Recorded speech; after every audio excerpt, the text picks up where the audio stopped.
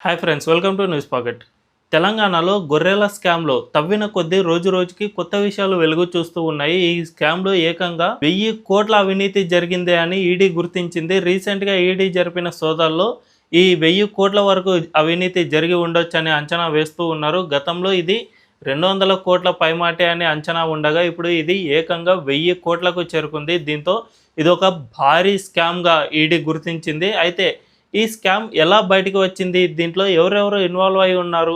ఈ స్కామ్‌లో ఎవరెవరు అరెస్ట్ అయ్యే అవకాశం ఉంది? అనే విషయాలను ఈ వీడియోలో తెలుసుకుందాం. అంతకంటే ముందు మా ఛానల్‌ని ఇప్పుడిప్పుడే స్టార్ట్ చేశాం. సో వెంటనే మా ఛానల్‌ను సబ్స్క్రైబ్ చేసుకోండి అండ్ బెల్ ఐకాన్‌ను క్లిక్ చేయడం అస్సలు మర్చిపోవద్దు. ఇక డీటెయిల్స్‌లోకి వెళ్తే 2017లో నాటి కేసీఆర్ గవర్నమెంట్ తెలంగాణలో గొర్రెల స్కీమ్ అనేది ప్రవేశపెట్టారు.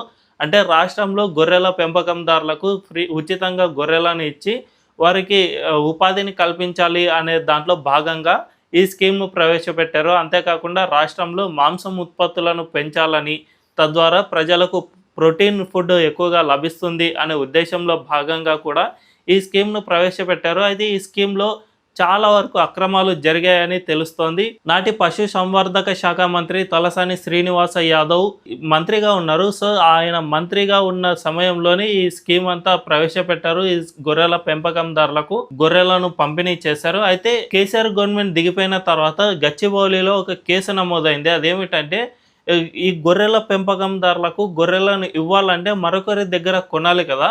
ఆ కొన్న వ్యక్తి దగ్గర 2.1 కోట్లు ఇప్పటికీ గవర్నమెంట్ బాకీ ఉంది.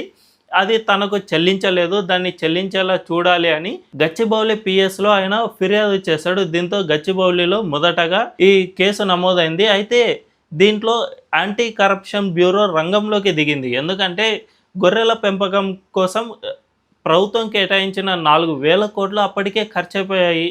ఇంకా ఇవ్వాల్సిన డబ్బులు చాలానే ఉన్నాయి. మరి మిగిలిన డబ్బులన్నీ ఎక్కడికెళ్ళాయి?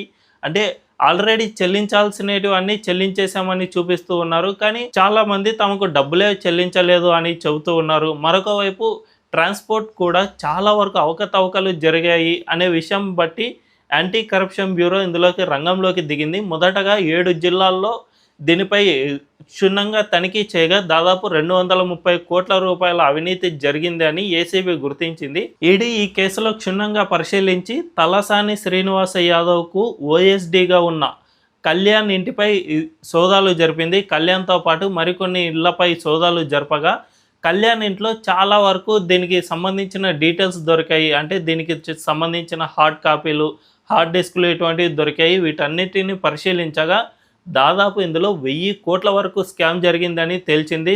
అయితే ఈ కేసులో తలసాని శ్రీనివాస యాదవ్ అంటే అప్పటి పశు సంవర్ధక శాఖ మంత్రిగా ఉన్న తలసాని శ్రీనివాస యాదవ్కు ఓఎస్డీగా ఉన్న కళ్యాణ్ ఇంటిపై ఈడీ సోదాలు జరిపింది. అందులో 31 సెల్ ఫోన్లు, హార్డ్ డిస్క్లు, పలు దస్తావేజులన్నిటినీ స్వాధీనం చేసుకుంది.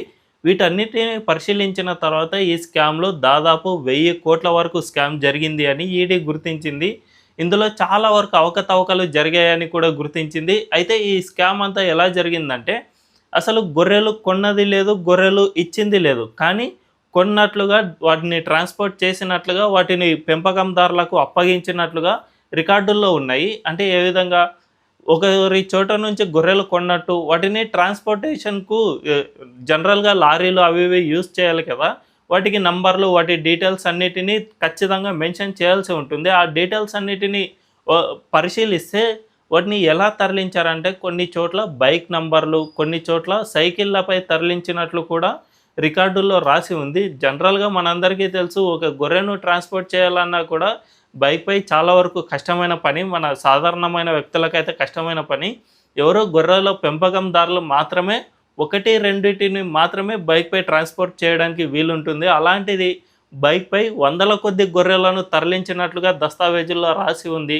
అదేవిధంగా గొర్రెల లబ్ధిదారులకు ఆల్రెడీ చనిపోయి ఉన్న వారి పేర్లను కూడా వాటిలో మెన్షన్ చేశారు అని కూడా గుర్తించారు. దీన్ని బట్టి చూసుకుంటే ఇది ఎంత పెద్ద స్కామో అర్థమవుతుంది.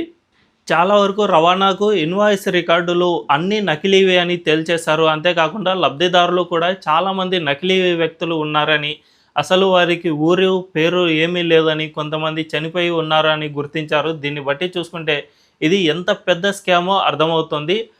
దీనిపై ఇప్పటికే ఈడీ రంగంలోకి దిగింది, విచారణ జరుపుతోంది. కాబట్టి మరికొద్ది రోజుల్లో ఇందులో ప్రధాన నిందితులు ఎవరెవరో అనేది బయటికి వచ్చే అవకాశం ఉంది. అయితే ఇందులో ప్రధాన నిందితులు అయితే మాజీ మంత్రి తలసాని శ్రీనివాస్ యాదవ్ ఉండొచ్చు అని నిపుణులు చెబుతూ ఉన్నారు. అదేవిధంగా ఇది కేసీఆర్ మెడకు కూడా చుట్టుకునే అవకాశం ఉంది అని విశ్లేషకులు భావిస్తూ ఉన్నారు. ఎందుకంటే ఎప్పటికైనా ఒక ప్రభుత్వంలో స్కామ్ జరిగిందంటే అందులో సీఎం కూడా ప్రధాన నిందితుడుగానే ఉంటారు. కాబట్టి మాజీ సీఎంగా ఉన్న కేసీఆర్ను కూడా ఈ స్కామ్లో ఇరికించే అవకాశం ఉంది అని విశ్లేషకులు చెబుతూ ఉన్నారు. చూడాలి మరి ఈ స్కామ్ నిజంగా జరిగిందా, ఈడీ పూర్తిగా పరిశీలించిన తర్వాత ఏమేం బయట పెట్టనుంది అనే ఆధారాలను బట్టి ఈ కేసు ఎంతవరకు ముందుకెళ్తుంది అనే విషయాలన్నీ ఆధారపడి ఉంటాయి. ఈ వీడియో కనుక మీకు నచ్చినట్లయితే ఖచ్చితంగా మా ఛానల్ను సబ్స్క్రైబ్ చేసుకోండి అండ్ బెల్ ఐకాన్ క్లిక్ చేయడం అసలు మర్చిపోవద్దు. Thank you.